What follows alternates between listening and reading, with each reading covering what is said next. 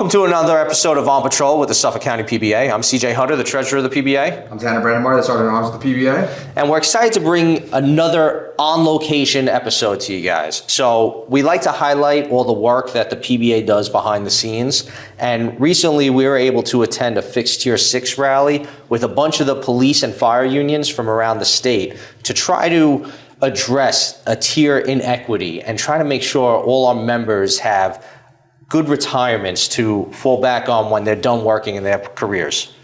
During this episode, we were able to interview several leaders throughout the state who take a vested interest in Tier 6 and how it affects our members and the rest of the state workers throughout New York. Yeah. So a lot of the things we want to focus on are, obviously police officers' retirements, firefighters' retirements, all the public safety workers. But a part of the equation too is going to be our communications with some of the other public sector employees like nurses and sanitation workers.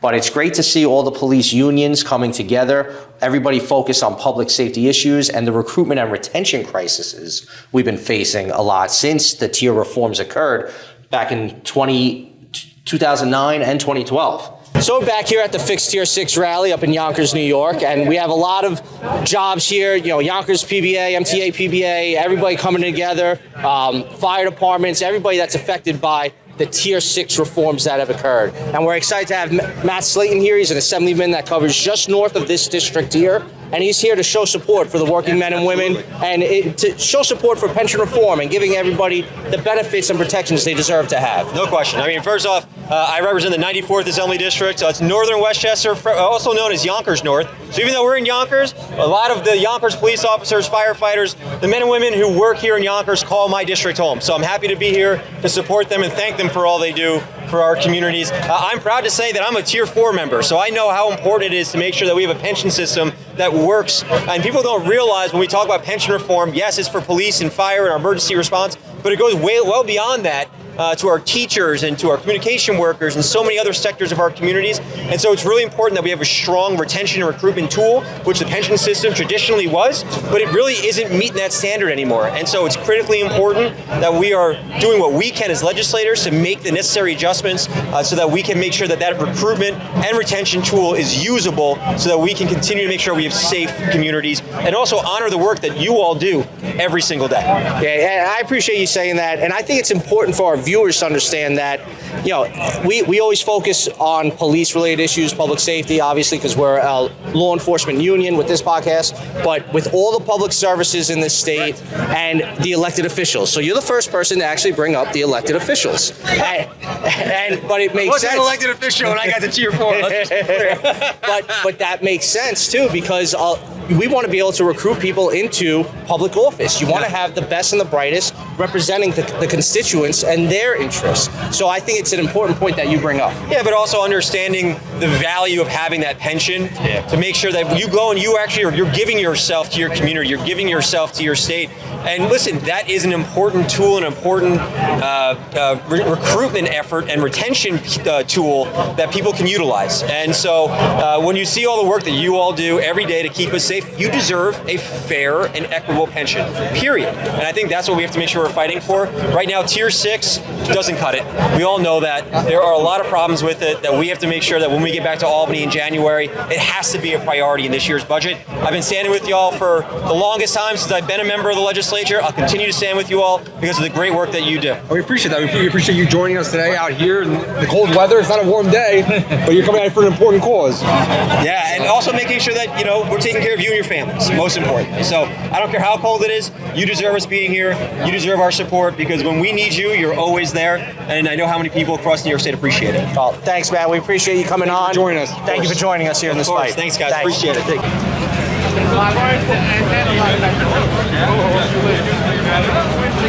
So now we're here with Frank McDonald, president of Yonkers PBA. Frank was a big catalyst in putting this rally together, this whole fixed Tier 6 rally up here at the park. And so, Frank, just thank you for putting this together. And tell us a little bit about your motivation for putting this together now and what you're hoping to accomplish today. Well, let's face it, Tier 6, it's not great. It's not great for any of the unions. Police, fire, teachers, but we're focused today on the police and fire. That's what impacts us. Public safety is the key. We work 24 hours, 7 days a week, and we need a pension system that reflects the work that our members put in. of your members are actually Tier 6 members?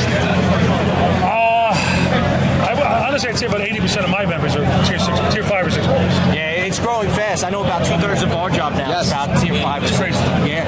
So, what are some of the priorities you think should be addressed in any tier 6 reform we see this year? I think the biggest is the pensionable dollars above your base pay. Okay. Our members are forced to work overtime.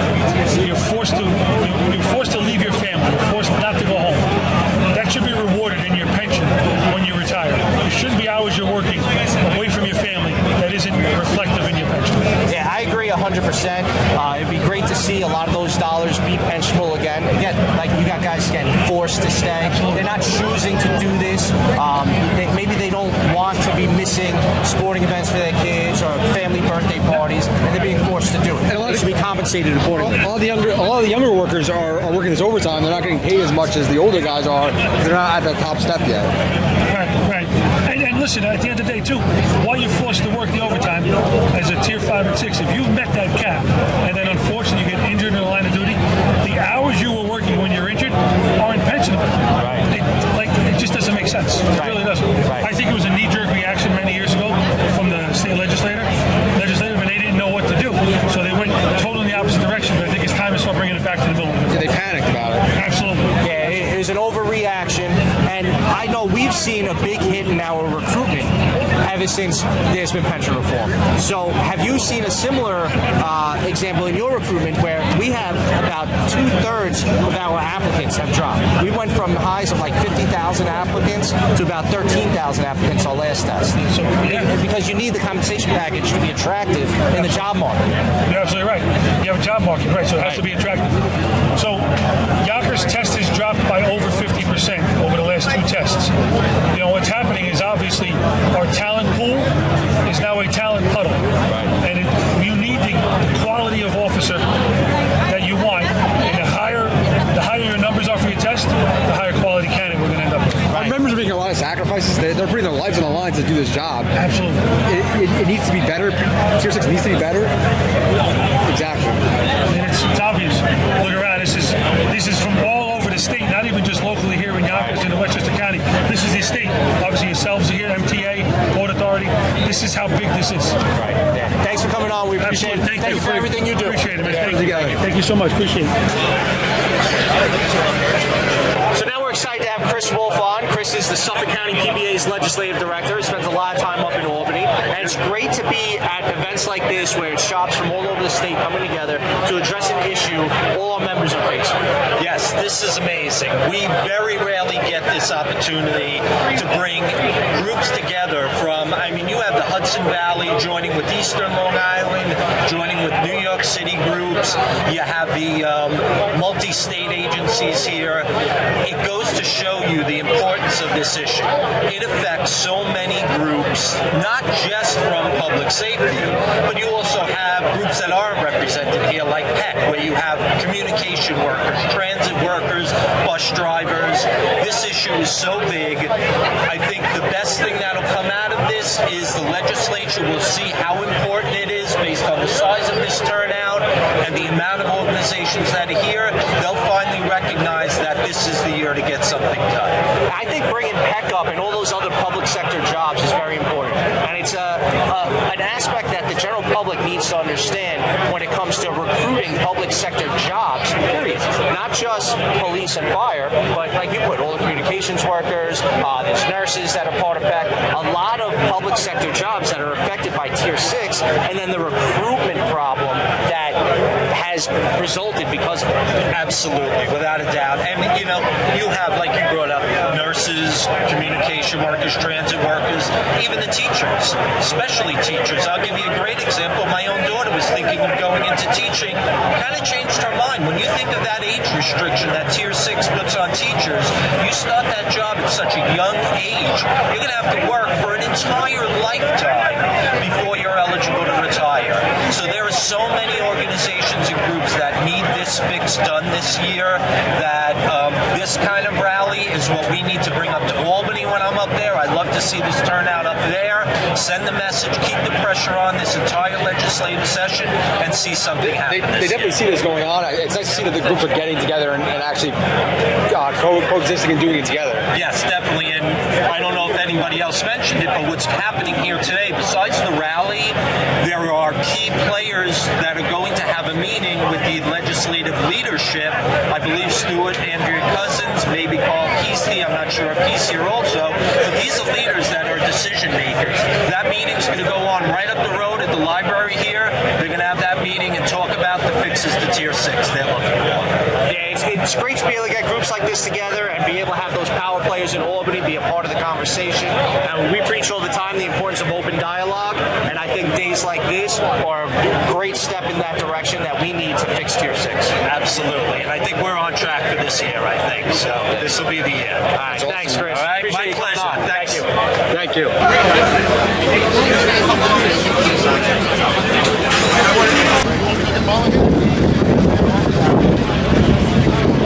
So we're excited to be here now with Kevin Mayali. Kevin is the 5th Precinct Trustee for the Suffolk County Superiors Officers Association.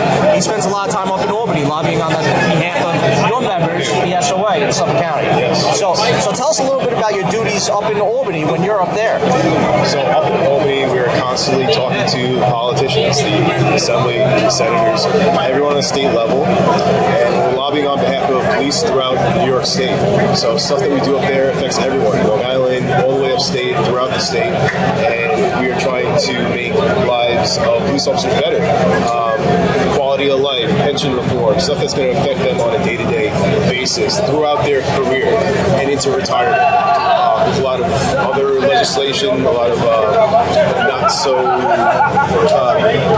bills are not very fun to police. There's some stuff that, given New York State, there's some anti-police bills. There's some stuff, we got through a lot of that in years past where a lot of the bail reform stuff, it just makes life for us harder. It makes life more difficult. It makes policing difficult throughout the state. So what we do is try and fix that, try and make it better. As far as the Tier 6 stuff, you're a Tier 6 member just like I am. I am, yes. What do you think going forward into this year? How optimistic are you? I know you go up there a lot to Albany. How optimistic are you that there's going to be some reform?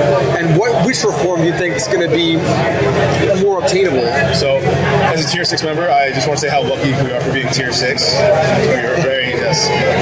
So, I think one of the main things, there's a couple things that affect, the problem is Tier 6 affects everyone throughout the state, not just police officers. So, they're trying to make fixes that can affect everyone, that will help everyone throughout the state. So, they don't want to leave out the firefighters, they don't want to leave out the teachers. They want to make sure everybody's on board. Right, exactly. Some of the main things that would affect our members directly and most impactful would be the contributions being lowered. So if you're a Tier 6 member, right now the contributions are 6%. They're looking to lower that to about 3% in line with Tier 5, and as well as the cap on overtime. Right now there's a 50% cap on overtime. So you could work a ton of hours in overtime, be mandated overtime with most of the jobs, and that's not pensionable money, unfortunately, for you. So that would be huge for our members throughout the state. I'm glad you brought up the mandated overtime too and the pensionable overtime, because we just had the president of Yonkers PBA on, and he brought up that his members often get forced to work overtime, and a lot of that money ends up eventually not being pensionable for something you're being forced to do, and maybe not opting to work an extra shift. You have no choice whatsoever. You're forced to work. That money's not counting towards your retirement. It's not counting towards forever money for you, and it's not fair. It's not fair.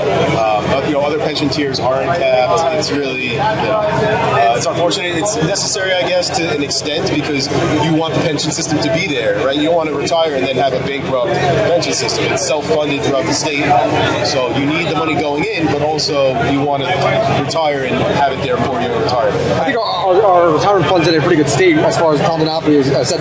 Yes. Up to this date so Like far. 97% funded the last we had. I think New York's much better than plenty of other states are throughout the country. We're fully funded by a large You need majority. to be responsible about it, but I think that there's certainly some fixes that the legislature can make this year in particular. That would be sustainable. Yes. Yes, and that's what you need. You need fixes that are reasonable, that are sustainable, because sure, they can say no contributions or whatever. You can fight for a bill like that, but at the end of the day, like I said, then when you go into retirement, it's just not, money's not going to be there. That money's going to be gone because you need to fund the pension system. So I think you need reasonable fixes, sustainable fixes, something that we can meet in the middle somewhere and come up with a reasonable fix where it's better for our members, but the pension system isn't bankrupt at the end of the day. So. one of the things I want to point out here too, since there's so many jobs from all over the state here, you're wearing a PCNY shirt right now, and we were just up at the Turning Stone. We tried to highlight some of the work that's done at some of the conferences we attend.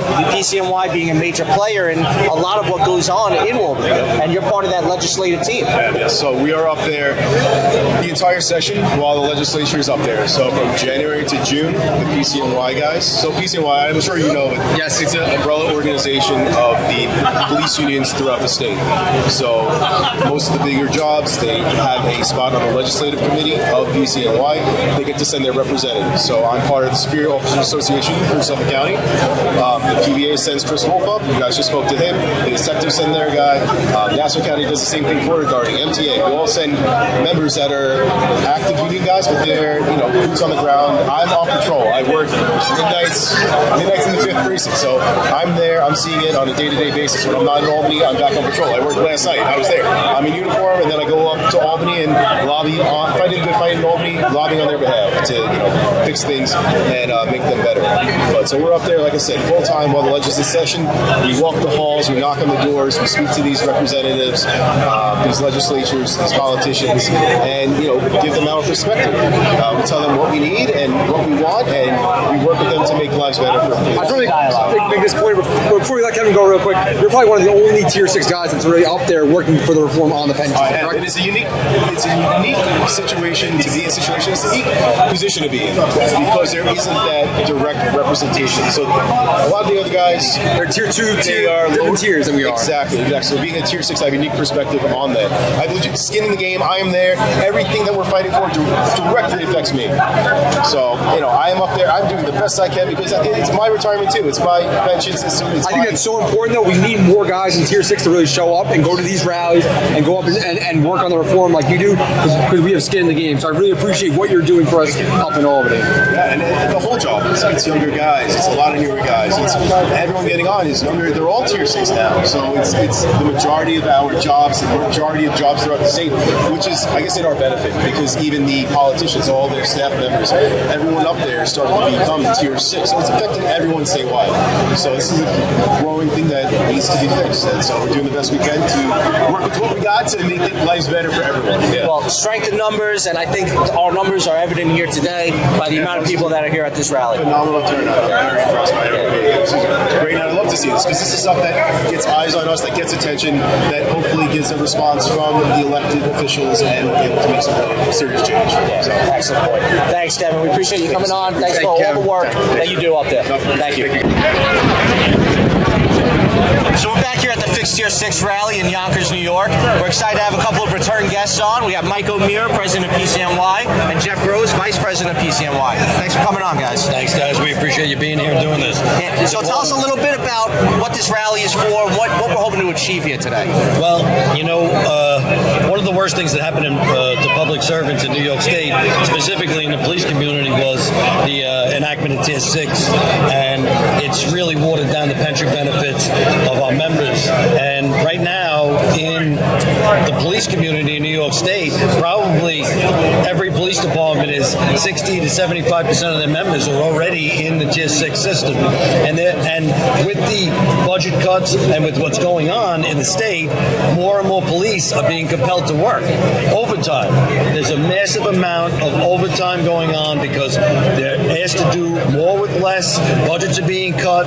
We're not hiring police officers. We're finding that people don't want to be police officers anymore. It's very tough to recruit and retain police officers. And one of the big problems is that our young members are coming to us and saying, I'm being compelled to work all this overtime, yet my overtime doesn't count towards my pension. So I'm being forced to stay, be away from my family, be here on holidays, be here overnight, but that doesn't count for my future. And that's something we think is completely an inequity in the system. We think it's something that needs to be fixed. And we have a lot of Tier 6 members here, and they really are asking, we're not being rowdy, we're not being, but we're demanding the legislature look at this and try to fix it and try to come up with solutions to try to help our new members, our young members. People want to be cops. Retain our members and help them get what they deserve. If they're being forced to work overtime, that overtime should count towards their future benefits. And that's the thing we're really asking the legislature to look at right now. Yeah, and I'm glad you bring up that we're all here. We're not being rowdy. It's peaceful assembly. This is part of what America was founded on. We're here to bring attention to an issue that our members are facing, and it's really becoming a public safety issue. Because as you said, we can't recruit the same way we did a decade or two ago. People aren't growing up wanting to be police officers anymore, and we need kids to grow up wanting to be public servants, wanting to keep their community safe, become police officers, become firefighters, teachers, nurses, communications workers, all these jobs that are affected by Tier 6. 100%, and that's a fact. I mean, people go and they're leaving. They're not even. It's not even. We can't recruit police officers. We have people leaving the police profession. First time I can remember, I was a police officer for 33 years, and I've been retired for a few years. So I've been around the police profession for most of my life, and this is the first time I'm seeing in droves people are just leaving the police profession because you know what? I can go and I can make just as much money or more elsewhere because we used to work for less and get and be secure in our benefits. You know, we were willing to take a little bit less in salary, a little bit less. We were never going to be millionaires. You know, we were going to join the middle class, but we were going to have our future for our family, for those benefits in place, and that now is in jeopardy with legislation that has been passed. So we need to work on that to make people not only want to be cops, but the cops we have to stay here and not be drawn away by greener pastures. Right. The retention issue is just as big as the recruitment issue. 100%. We're making a ton of sacrifices, and we're not being paid or given the right benefits to be compensated for what we're doing. Right. Well, they used to call it like an open competitive exam, and the idea was, you know, you would compete for these exams against other qualified people. But when you don't have the people coming in and you don't have the draw, you have to lower the requirements. They're not saving you taxes by lowering the requirements, but you're going to get less of the people that you want for police. And the peeling reforms. You want to pay a police officer a professional salary so that they have the higher qualifications, so they're not prone to corruption or taking bribes. So you need that open competitiveness. You need to have a highly educated person, a professional who wants this exam, the job, so you'll have that competitiveness in the exam. But again, when the bottom falls out, then you're just going to get what you get. And that's not good for anyone. Right. And I think it's important to point out that we're competing with an overall job market, right? So you want to be able to attract all the brightest people out there in our society to come to this kind of work. There's a lot of people now, we're competing with work from home jobs, and a lot of people are making six-figure salaries working from home. They don't want to show up and ride around a police car 40 hours a week. CJ, you hit it right on the head. I hear human resources professionals saying that young graduates of college are coming into interviews and they're saying, you know, how much is remote work? And if it's not a good portion of their job, they're walking out of interviews. Right. Police is never remote work. We have to be present. We have to be present 24 hours a day, 7 days a week, 365 days a year. We're asked to miss holidays with our families, miss games with our children. You know, it's really a calling to do police work. It's a noble, honest profession, and it's tough to get people to do that these days because more and more the world is becoming a remote, people working from their house and not having to even leave their home to go and work, whereas we have to go out, work in the elements, work outside, and work in the worst possible scenario that anybody could ever come up with. So it's really tough to draw people in. And when you start cutting benefits, you start cutting pension benefits, you start saying, yeah, we want you to do it, but we're not going to take care of you when you get older or take care of your family when you get older, it really puts a wrench in the works. So, you know, we've heard already from a couple of the members of the PCNY Legislative Committee. You know, obviously as president and first vice president of PCNY, you guys have a tremendous presence up there in Albany. You're going to lead this fight towards pension reform to increase the benefits and compensation for our members overall. What do you see as, say, the number one and two priorities as far as what you think might be achievable this year? Well, I really think that increasing the inclusion of more overtime in the final average salary calculation is doable.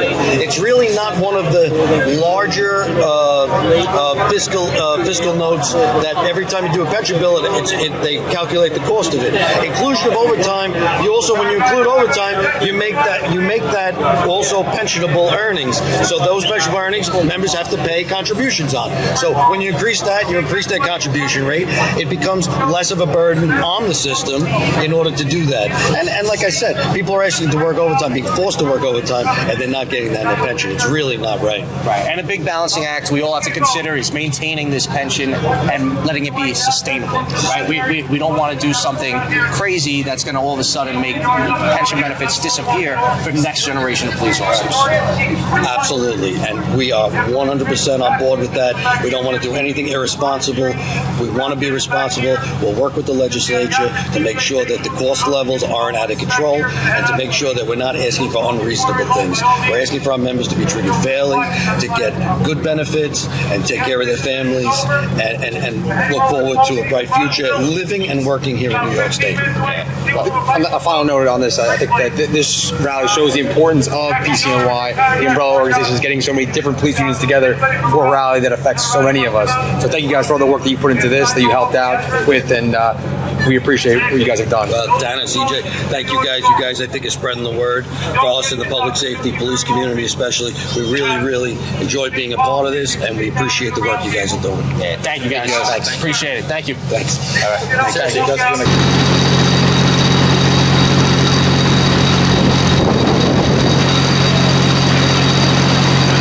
Well, we hope you enjoyed that episode. I hope it brought a lot of attention to the issues our members are facing and some of the issues that we're trying to help fix. And when it comes to Tier 6, it's been a huge impediment to recruitment and retention within all lines of work, but in particular, police jobs. And I hope for the younger members, especially on our job, they see how important that fixing Tier 6 is to their career and past their career, that they take a vested interest in coming out to these rallies. And we look forward to attending these rallies in the future and hoping to push the Tier 6 reform going forward. Yeah, and I just want to give a thank you to all our guests today. You know, it's not always easy going in front of a camera and talking about these issues, but I think all the guests did a great job and represented police officers throughout the state very well. So thank you.